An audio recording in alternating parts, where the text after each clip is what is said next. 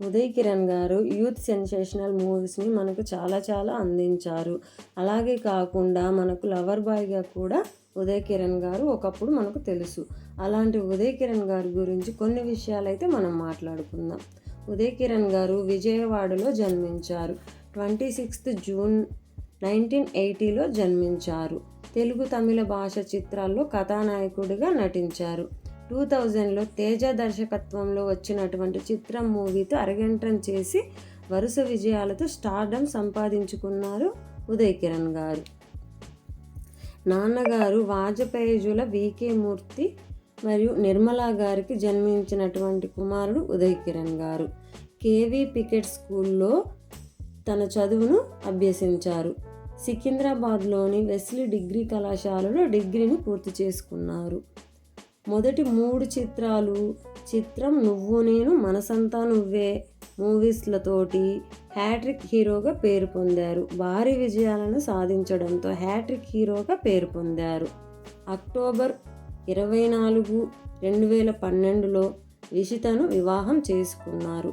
కొంతకాలం తర్వాత ఆర్థిక ఇబ్బందుల వల్ల సుమారు 1 సంవత్సరం పాటు సమస్యల వల్ల బాధపడ్డారు.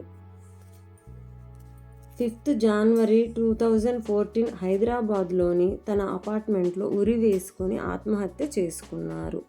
ఆత్మహత్యకు ఎటువంటి సూసైడ్ నోటు లభించలేదు. తెలుగు పరిశ్రమలో ఒక విచారకరమైన అధ్యయనాన్ని ముగించారు.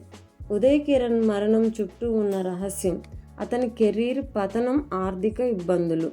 అతని మరణానికి కారణం అయినటువంటి ఆర్థిక ఇబ్బందులు కేవలం అతనికి వచ్చినటువంటి సమస్యలు, వ్యక్తిగత ఒత్తిళ్ళు. ముఖ్యంగా చెప్పాలంటే తన తల్లి మరణం తర్వాత చిన్న చిన్న విషయాలకే డిప్రెషన్లోకి వెళ్ళిపోవడం, ఒంటరితనంను అనుభవించారు, భావోద్వేగాలకు లోనవ్వడం వంటివి ఉన్నాయని విశ్లేషించారు. పోలీసులు మాత్రం ఆర్థిక సమస్యల వల్లే ఆత్మహత్య చేసుకున్నాడని భావించారు. గతంలో కూడా ఆత్మహత్యా ప్రయత్నాలు చేసినట్లు ఆధారాలు ఉన్నాయి.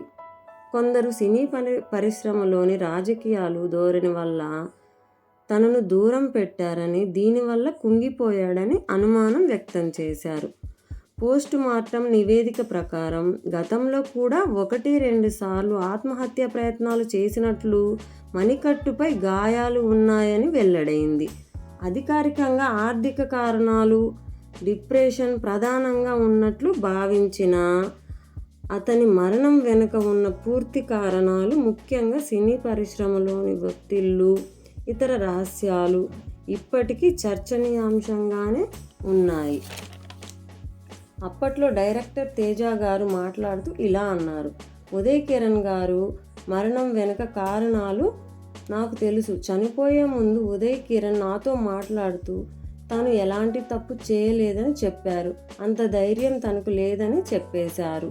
మనకు తెలిసిన విషయాలు మనం చెప్పేసుకున్నాం.